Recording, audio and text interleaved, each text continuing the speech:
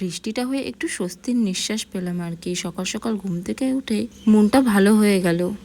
দেন ব্রেকফাস্টে নিয়েছিলাম oats banana smoothie. তারপর রান্নাঘরে গিয়ে দেখি মা গরম গরম ডালের বড়া ভাজছে।